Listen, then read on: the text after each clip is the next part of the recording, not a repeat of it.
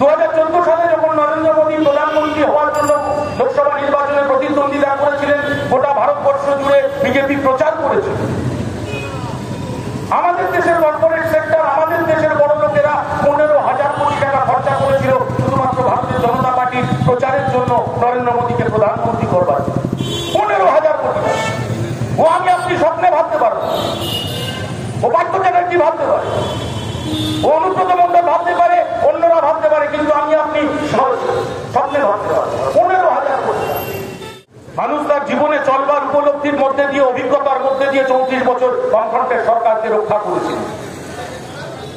আবার 8 সালের পর, 2008 সালের পর মানুষই মনে করেছেন যে না, বামপন্থীদের আর পশ্চিমবাংলার সরকারে রাখা উচিত না, ওদেরকে একটু বিরোধী ভূমিকায় পাঠিয়ে দেওয়া উচিত।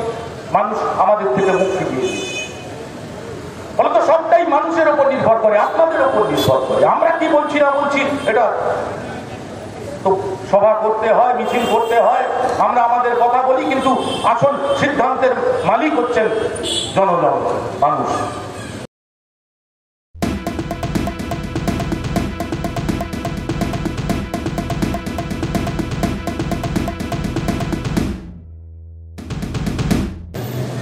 প্রশ্ন হচ্ছে, ভোটটা ধর্ম আর জাতের নামে হবে,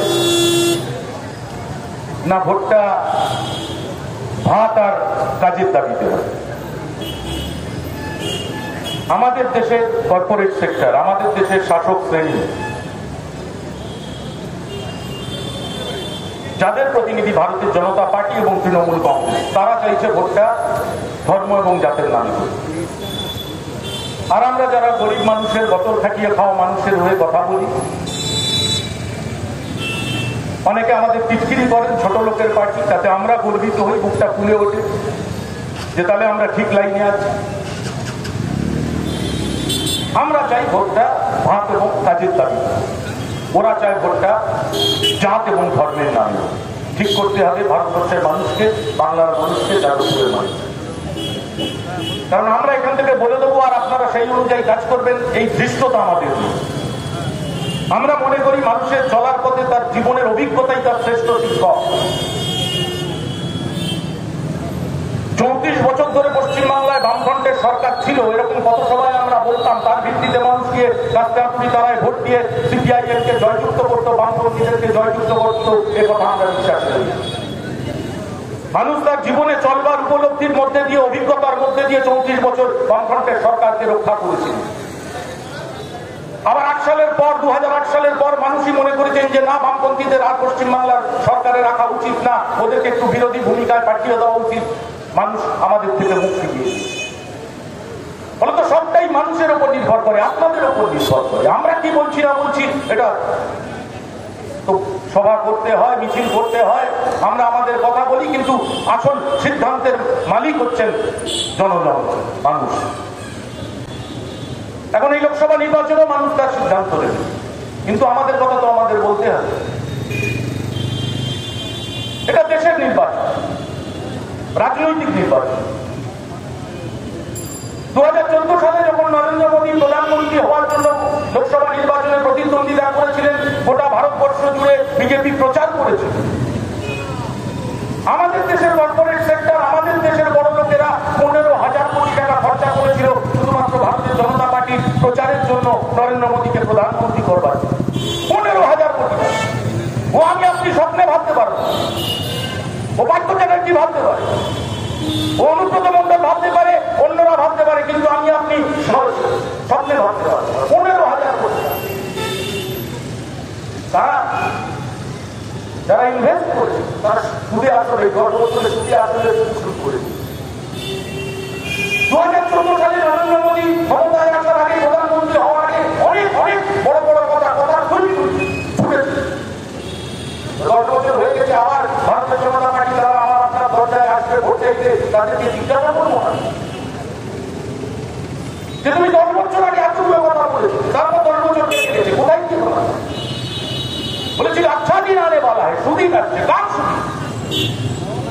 আমার দেশের সাধারণ মানুষ, প্রতিটা জিনিসের দাম বেড়েছে। পেট্রোল, ডিজেল, রান্নার গ্যাস, কেরোসিন তেল থেকে শুরু করে চাল, ডাল, নুন, তেল, প্রতিটা জিনিসের দাম বেড়েছে। কোন মানুষ সুখী আছে? বাংলাদেশের কৃষক সমাজ তারা সুখে আছে।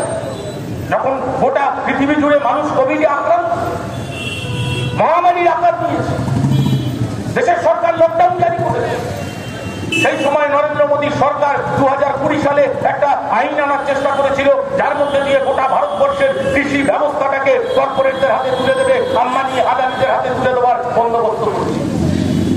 পারেনি। অনেকে বলেন না পার্লামেন্ট, বামপন্থীরা পার্লামেন্টে শূন্য, বিধানসভায় শূন্য।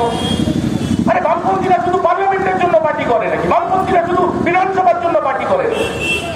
2020 সালে নরেন্দ্র মোদী যখন 3টে কালা কৃষি আইন চালু করার চেষ্টা করল, তখন ওই গোটা হিন্দি বলয় অঞ্চলের কৃষকদের নিয়ে 1 বছর গোটা দিল্লিকে অবরুদ্ধ করে রেখেছিল।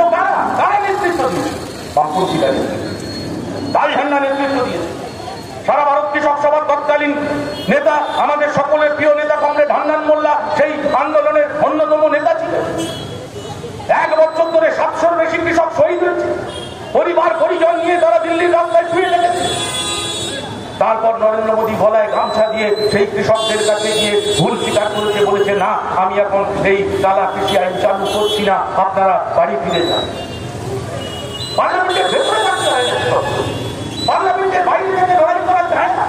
তার প্রমাণ তো আমাদের দেশের কৃষক আন্দোলন, গোটা পৃথিবীর মানুষকে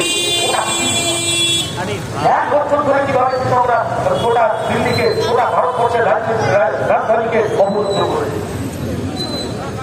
চাষ করতে যা যা লাগে সব জিনিসের খরচ বেড়েছে, কীটনাশকের খরচ বেড়েছে, সারের খরচ বেড়েছে, বীজের দাম বেড়েছে, ডিজেলের দাম বেড়েছে,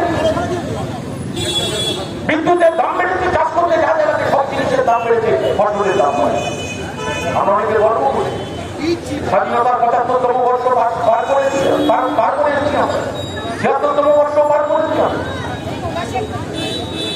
যে কোনো আলিমুদ্দিন স্ট্রিট থেকে কোনো সিপিআইএমের নেতার কথা না। দিল্লি সরকারি দপ্তরের, কেন্দ্রীয় সরকারের একটা দপ্তর আছে, তার নাম NCRB, national crime record bureau.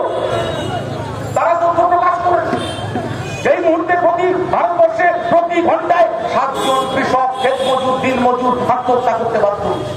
সে মহারাষ্ট্রের তুলো চাষি হতে পারে, আর সে আমাদের বর্ধমানের আলু চাষি হতে পারে। কৃষকরা আত্মহত্যার পথ বেছে নিতে বাধ্য হচ্ছে, কারণ ফসলের দাম নেই। প্রাকৃতিক বিপর্যয়, ফসলের যে ক্ষতি হচ্ছে তার জন্য সরকারি কোনো প্রকল্প নেই। সরকারি প্রকল্পের টাকা থাকলেও তা প্রকৃত ক্ষতিগ্রস্ত কৃষকের কাছে পৌঁছচ্ছে না।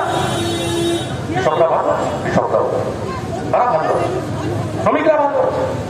নরেন্দ্র মোদী সরকার শ্রমকোড চালু করেছে, শ্রমিকদের অর্জিত অধিকার, কারখানার মধ্যে দাঁড়িয়ে মালিকের বিরুদ্ধে লড়াই করা, মজুরির দাবিতে লড়াই করা, সেই অধিকার ছিনিয়ে নিতে চাইছে। 8 ঘন্টার কাজ এখন স্বপ্ন হয়ে গেছে। কোথায় আছে 8 ঘন্টার কাজ? আপনারা শহরের মানুষ, এই অঞ্চলে নিশ্চয়ই ছোটখাটো অনেক কলকারখানা আছে, অন্য সংস্থা আছে, একটু খোঁজ নিয়ে দেখেন। 8 ঘন্টার কাজ আর কোথাও নেই। কোথাও 10 ঘন্টা, কোথাও 12 ঘন্টা, এরকমও আছে যেখানে যারা সিকিউরিটি গার্ডের কাজ করে আমার যুবক ভাই বোনেরা, সেখানে অনেক সময় পরবর্তী শিফটের যদি কেউ না আসে তাহলে 24 ঘন্টা পর্যন্ত টানা তাদেরকে কাজ করতে হয়। ইউনিয়নের অধিকার, তার কলকারখানা সামনে দাঁড়িয়ে গেট মিটিং এর অধিকার, সেই অধিকার কেড়ে নিতে চাইছে নরেন্দ্র মোদী সরকার। মজুরি বাড়েনি, গত 10 বছরে 1 টাকা মজুরি বাড়েনি শ্রমিকদের। অসংগঠিত ক্ষেত্রে শ্রমিকদের কথা বাদই দিলাম, সংগঠিত ক্ষেত্রের শ্রমিক, বাজারে জিনিসের দাম বাড়ছে, মজুরি বাড়ছে না, শ্রমিকরা ভালো আছে, কৃষকরা ভালো, শ্রমিকরা ভালো, আম আদমি ভালো নেই, সাধারণ মানুষ ভালো নেই। প্লিজ চুরি করবেন না। একজন কন্টেন্ট ক্রিয়েটার অত্যন্ত কষ্ট করে তার কাজকে এগিয়ে নিয়েছে, তাই তার কাজকে সাপোর্ট করুন, তার কাজকে ভালোবাসুন, কিন্তু তার কাজ নিজের চ্যানেলে তুলে দেবেন না, কারণ জানবেন পাইরেসি কিন্তু একটা অত্যন্ত দণ্ডনীয় অপরাধ। আপনারা দেখছেন আওয়াজ, রোজকারের হক কথা। For more updates about Awaaz, please subscribe our YouTube channel Rajshekhar thali.